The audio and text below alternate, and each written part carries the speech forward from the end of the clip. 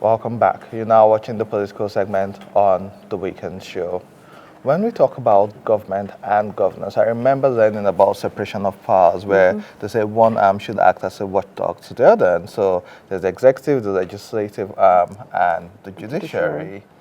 In Nigeria, we've gotten to a point where we're now worried about the state of our democracy because you have elections, and for instance, what's happening in Rivers State, Yeah. where someone imposes his candidate on the state for primaries, and by any means necessary, people win and become maybe governors. Then the governor decides, oh, I want to do what I want to do. Exactly. But you are told that he had his commissioners handpicked for him.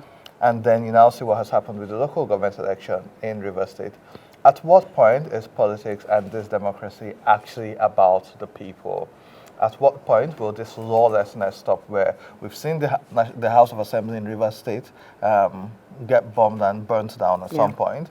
Now we see the same trend with local government. And it was quite a sharp move of the governor to inaugurate local government chairman on a Saturday so that no court injunction on Monday could change it, which means that they also don't have trust in the judicial system. Do you now see the problem? We're talking about that and how this affects Nigeria in general, especially with the recent calls and ruling about local government autonomy. Are local governments actually autonomous if we still have the local government chairman handpicked by the governors? Joining us to have this conversation, we have Prince Kennedy Aonutu, who is the National Youth Leader, Labour Party. Good morning and thanks for joining us. We also have Honorable Ejike Onyekelu, who is the Director of Contact and Mobilization, AASG, APC. Good morning and thanks for coming on again. And also joining us, we have Honorable Timothy Osadolo, who is the Deputy National Youth Leader, PDP. Good morning. Thank you for having me. Thanks for coming. And joining us later on via Zoom, we have Deji Ajeri, who is the Executive Director, Sterling Law Center. All right. Hello, Deji. Hi. Good morning, and thanks so much for joining us. Good morning. Thanks for having me. okay. Let's start with the studio, and then we'll come to the GN. I'll start with you, Honorable Timothy. When we talk about politics in Nigeria, the People's Democratic Party, especially in Rivers State, has been quite interesting, where we had a governor from the PDP supporting the presidential candidate for the APC, and he's now in government, and then you have Sim Fubara. What's the state of PDP in Rivers State? Are they the architects of their own problem, or is this a general problem we're saying? Because this is now PDP versus PDP, which has now broken into PDP, APC, and now APP in Rivers State. Is this as a result of poor leadership in the People's Democratic Party? Well, I tend to look at it far above the River State contest. I want to put it on a broader perspective. It's a question that borders on ideological failure and misplacement of ideologies. You see, it's only in Nigeria a man can be a woman and a man at the same time. In more advanced climes, you simply say, I am a Republican, or I'm a Democrat, or I am this, or I am that, and they stick along those lines. So PDP Rivers has challenges like every other party in this country. But it's quite unfortunate that it has played up in the news much more and above all other political parties, possibly because it is the party everyone wants to talk about. And as a party chieftain, I'm not particularly happy with most of these developments. And no sane Nigeria should be happy with what's happening in Rivers. The truth is this, until morality guides some of our morals, guides our actions, and we must work on our value system and our ideological convictions. Until some of these things start playing up, people start getting held responsible for their policy statements, policy actions, and positions on issues. Most of these things will continue to play out, not only in Rivers, but perhaps across the country. And again, the mentality of our people, Nigerians collectively now, has a way of encouraging some of these behaviors. If consistently a man is inconsistent and you punish such a person with your votes, I'm not sure the next round of elections people will dare to do things in an irrational manner. So for me, Rivers State PDP, though they're already having some reconciliation talks and all of that, but their actions so far, particularly that of these last local government elections, is not the best standard to assess any political party by. I must commit myself to that. The destruction that has occurred in the past week in Rivers State has been quite alarming. Prince, I would like to know, what's your assessment of this ongoing issue? Well, thank you so much. I'm happy that my brother here, who accepted the level of decay in the system, it may not just be in PDP, it affects every other political party. But beyond that, I feel that let's call a spade a spade. We have a former governor that has been fingered in all these things happening. And we must call him out. I predicted this that is happening in Rivers State when E.S. Nwike openly said that he bought fund for all the House of Assembly, for all the House of Reps, for all the senators. That was when I knew that there is a problem in Rivers State already, because an individual cannot decide who represents a whole state. But in the case of Rivers State, E.S. Nwike proudly told Nigerians, and this is somebody that says he means well for Nigeria. This is somebody that says that he's a Democrat. This is somebody that is practicing democracy. This is somebody that came through a process that even Nigerians defended him when there were a level of attack on Rivers State. The same person is now picking people to represent people. And that is why in Rivers State today, the governor is all alone. The House of Rep members are not talking. The senators are not talking. The assembly members, they are the ones that want to impeach the governor because he's no longer representing the man who introduced him into the system. So the destruction in Rivers State is very pathetic and it's unfortunate. These are projects that were done by the former governor. Then his own people are now destroying it to make the state ungovernable for a man that he single-handedly imposed on the people of Rivers State. And I'm happy that, before I tell you why I'm happy, I am very angry that my generation, the youths, are now carrying this thing on their head. A few days ago, I saw some young people, my generation that should be talking about good governance, singing with a revolution on air. Is it not atrocious? The younger generation that have been denied good governance, that have been denied good education, that have been denied access to health care, that have been denied all manner of good things that makes a citizen, are now the ones singing for an individual. That is the height of insult to democracy in Nigeria. And I stand to be corrected. That is the height of insult to Nigeria democracy. For people to now come on air and be clapping and singing no longer citizens' revolution, but Wike revolution in Rivers State. It's atrocious. I'm happy also that Nigerians are beginning to look at this with a different perspective. Many Democrats have started calling Wike out. Because look at what Wike said on Channels TV a few days ago.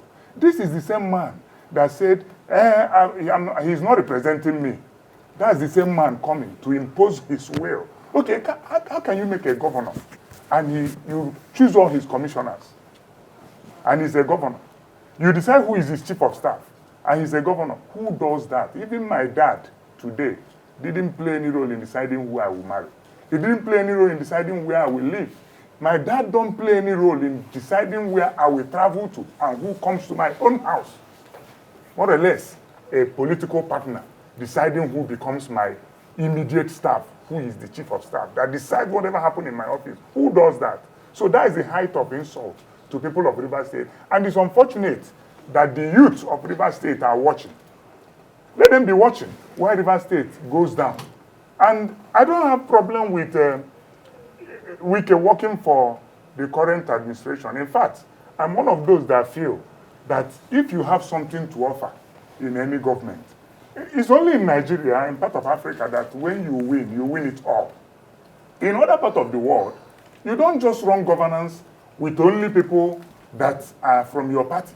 Because other political parties have something in their manifestos that are also meant for the betterment of the country.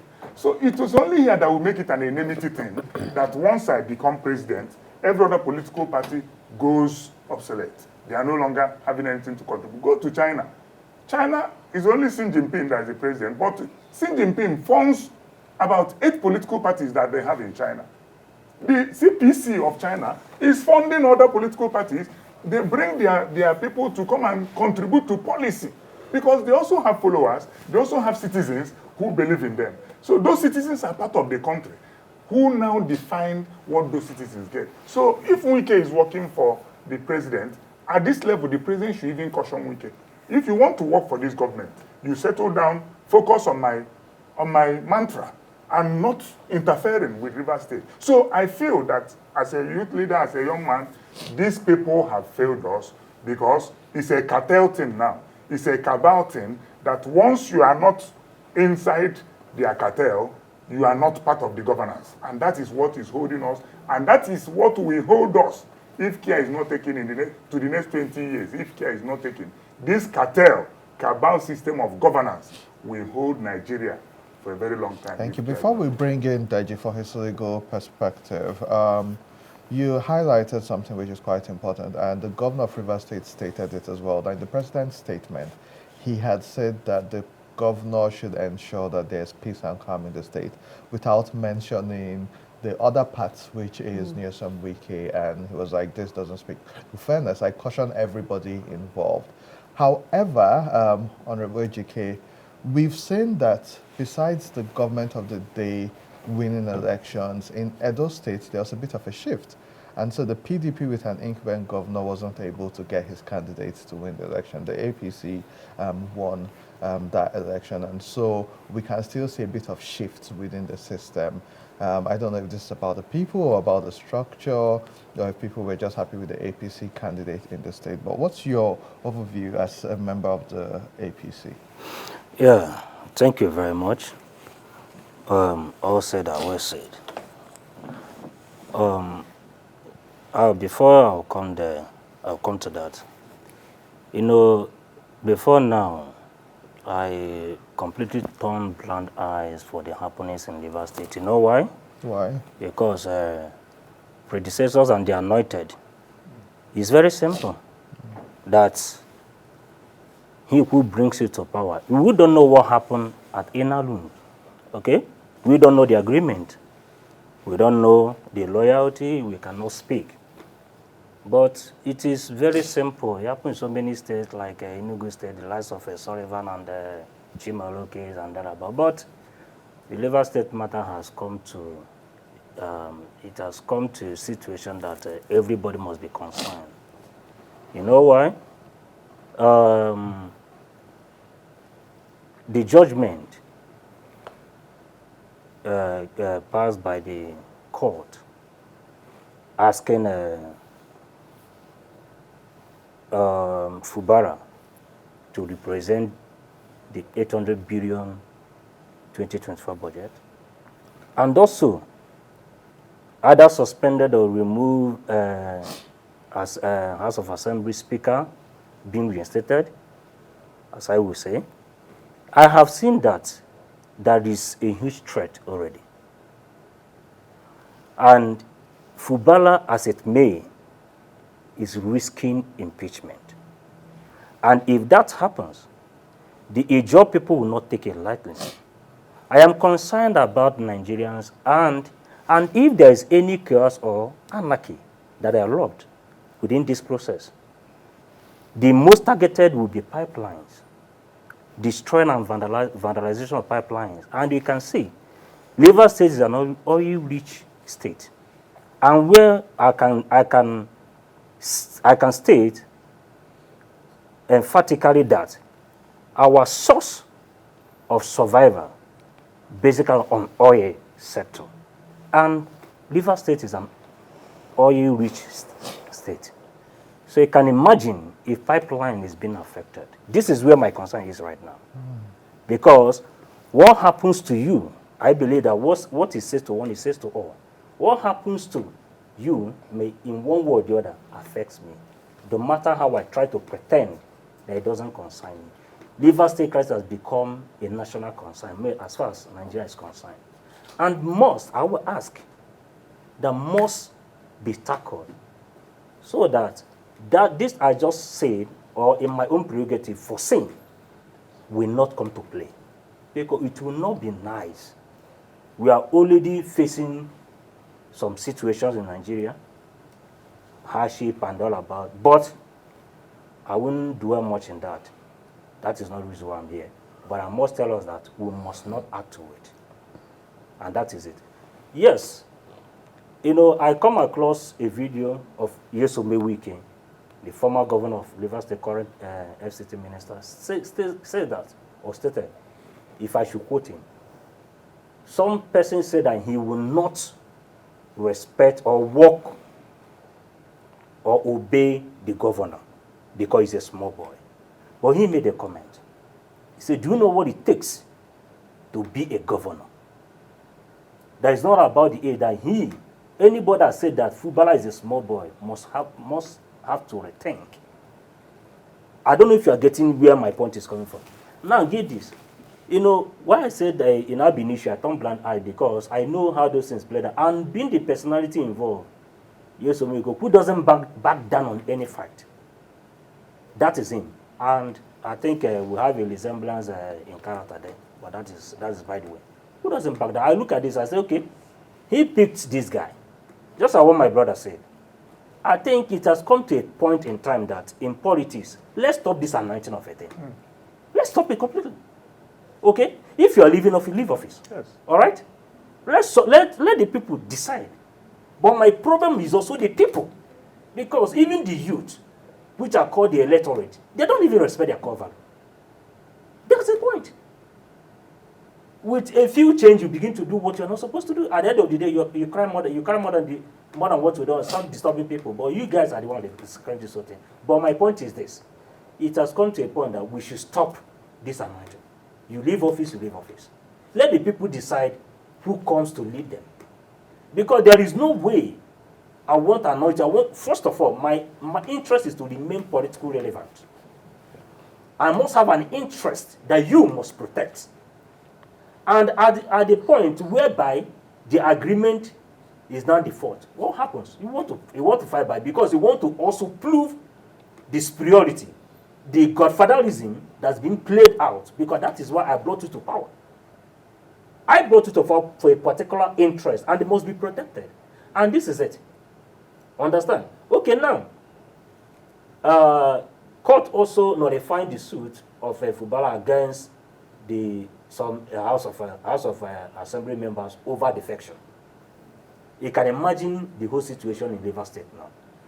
Where my point is, as stated before, if this is not immediately intervened, and I'm just asking our president, please, at this point in time, we know that yes, the three lists, executive, concurrent, and residual, fine, but he is still the executive. Okay, he still in fact, he has a key role to play as far as this matter is concerned, in order to restore normality in Rivers State. Is my concern so that this will not happen, because as far as the governor is concerned, you want to tell that I'm the chief security, and I decide, elected democratically, and that is fine, and I decide, but the person that anoints you for a reason. And because you are eager to be there, to be the chief executive, chief security officer of the state, you agree to whatever terms being laid to you. And when you get there, you see that it's not what you think it is. And you want to do the otherwise. And this is what is bringing about this whole thing. And now because of this,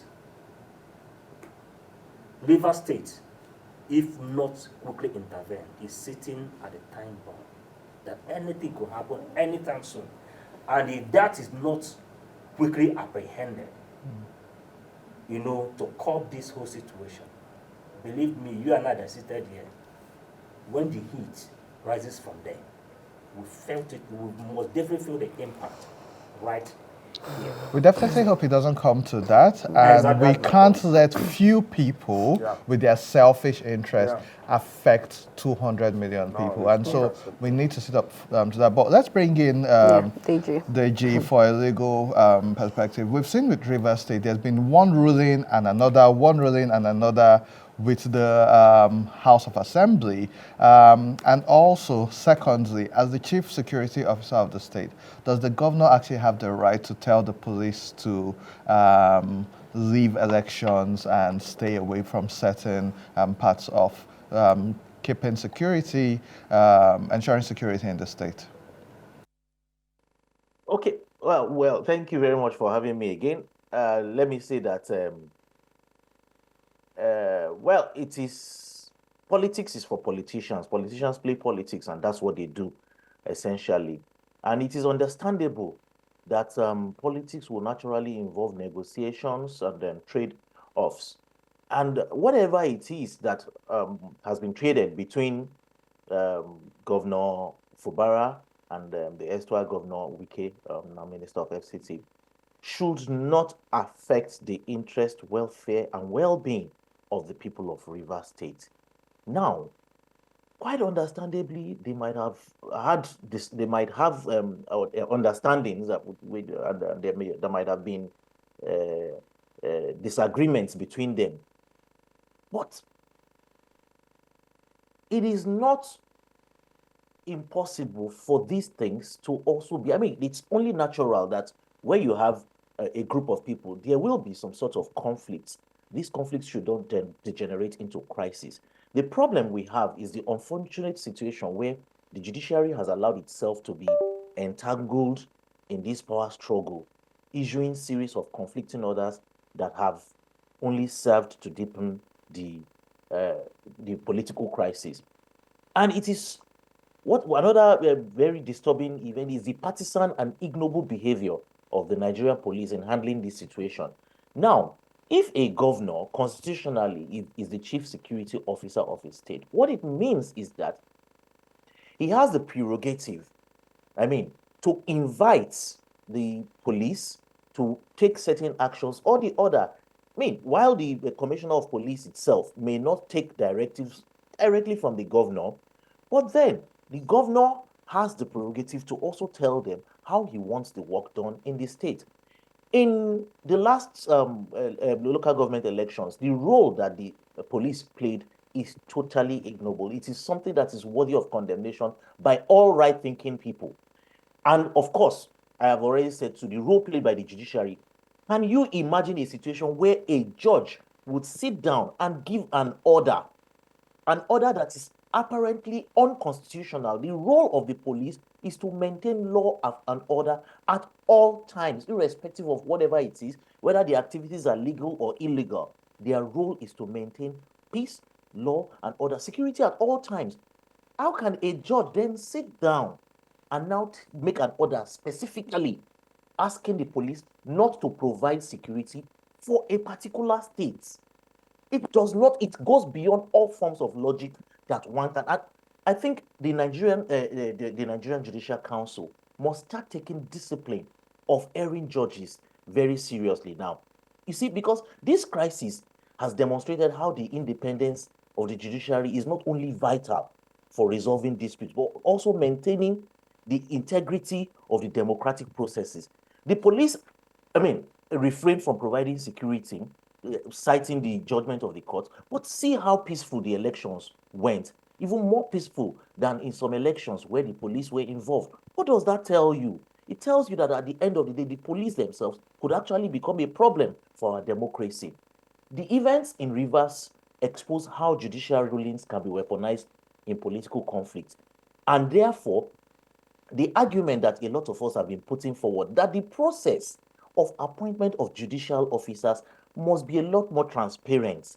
It must be a lot more transparent. The current situation where appointments are done on the basis of filial, matrimonial, and other relationships, and without any more, is totally unsustainable. And as long as we keep quiet about this situation and we think, okay, because it probably is favorable to us, trust me, we are only contributing in very little means here and there to the destruction of our democratic process through the erosion of judicial confidence by the people. So for me, while like I said, politicians will play politics, they will do what they need to do, but in doing so, they must not weaken the institutions that hold our democracy together. And when they do so, they must continue to remember that while you may be in government today, for instance, and you may wield this power, tomorrow you will no longer be in government. So what happens to you and your people at that time when somebody else now wields power? And I'm speaking specifically now in this context about the former Governor Wike. When Governor Wike was governor, he held sway in Rivers State. He was Lord of the Manor, and he disregarded so many judicial rulings, so many rulings of the court, and manipulated the courts. Today, he is no longer governor, but of course, he still wields substantial influence, being a minister in the current the government in the center. And he is now seeing how the powers of a governor can be weaponized, can be used, and then for a political brigade. And that is exactly what is now happening. And Governor Fubara must also learn too from this, that at the end of the day, if you weaken these institutions, you are going to live there tomorrow. You don't know who's going to be there. You don't know what stance they are going to take regarding their relationships with you. And what you have already, the antecedent you have already set, may also be what will eventually come and haunt you.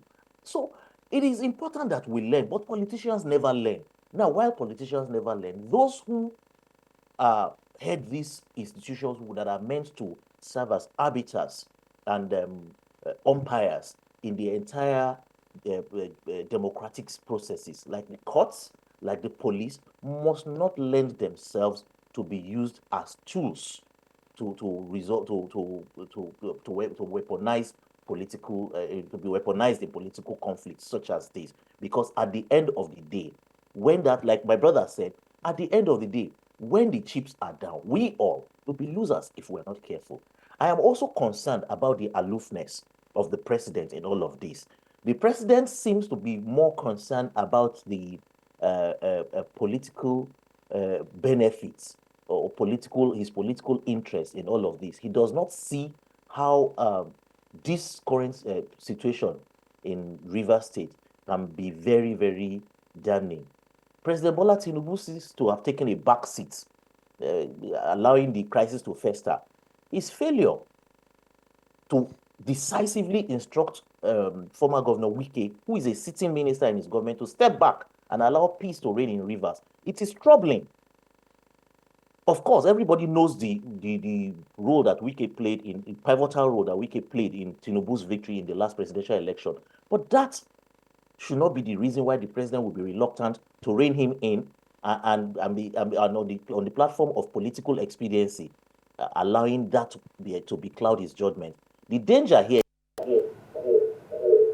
Rajit, thank you so much. Because Thank of you. time, we would have to wrap this up. But I'd like to come back to you in the studio. Yeah. I think we may just have to make this a two-part episode because another topic which will need longer time to talk about will be local government autonomy and how decisions like this affect. But let's get your closing words across board. What's the way forward? We'll start with you.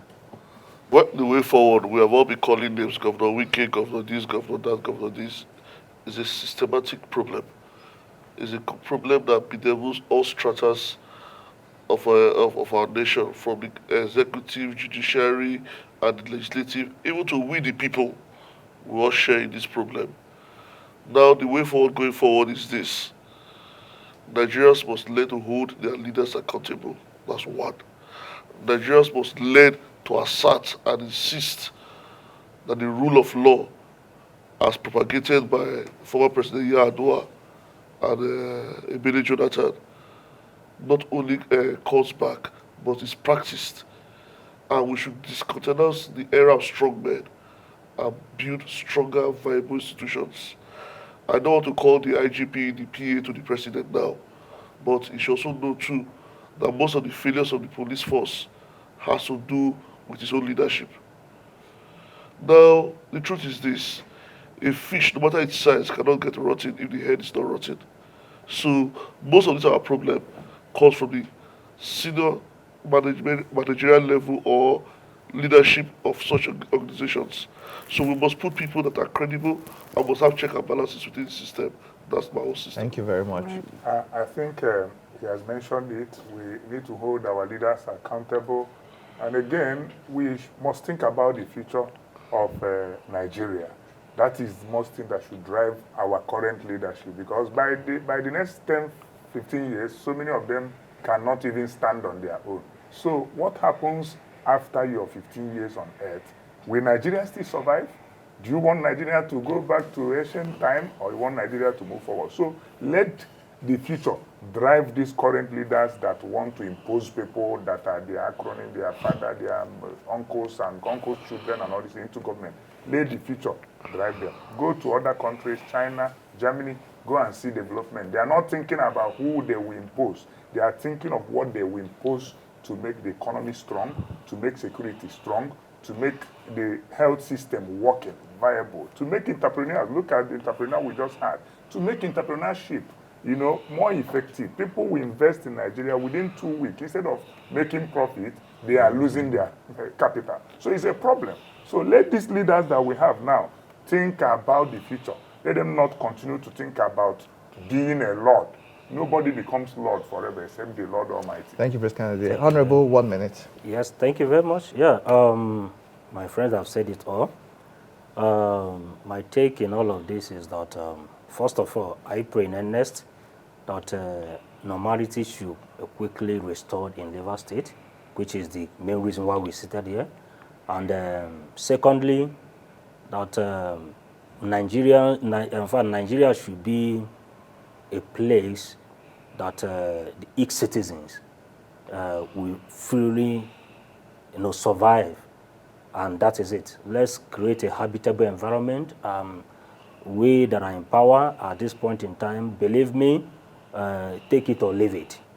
The led administration truly working hard in restoring normality, but in as much as that the current situation has been biting harder and thereabout. But is one thing that I feel like is we must do this part, because at every bend there must be a turn, and when you get it straight, you keep driving straight or you keep walking straight. Thank you very much. Thank you very much. At this point in time, Nigeria will work again, and we must come together as individuals, contribute our own quarters to make Nigerian comes out greater, better, and stronger. Thank This you. is for us. Thank you very much, Honorable. And I want to thank all of you for being very objective. Yeah. Didier, I'll let you have your final words to the relevant parties as we close the segment. What's important is ensuring we have a great nation at the end of the day, because the truth is we're in a democracy, not a monarchy. Yes. So the succession talk, predecessor talk should come to an end. Yeah. The main thing is the common goal to ensure we make Nigeria great again. That's it. Deji, can I hear your final words in 1 minute as we wrap up? Yes, I think all that needs to be said has been said, really. At the end of the day, the survival of our democracy is in our hands as Nigerians, as Nigerian people. And so the citizens must start becoming more conscientized. They must start asking questions. They must start making demands of their people. They must stop letting primordial sentiments becloud their judgments. I think it is only then that we can start making our leaders sit up and become answerable to the people indeed. Very much, Deji and gentlemen. Thank you. That's the much we can take on the political segment. Up next, we have sports and social media trends, and we also have an outro by Salvation. Don't go away.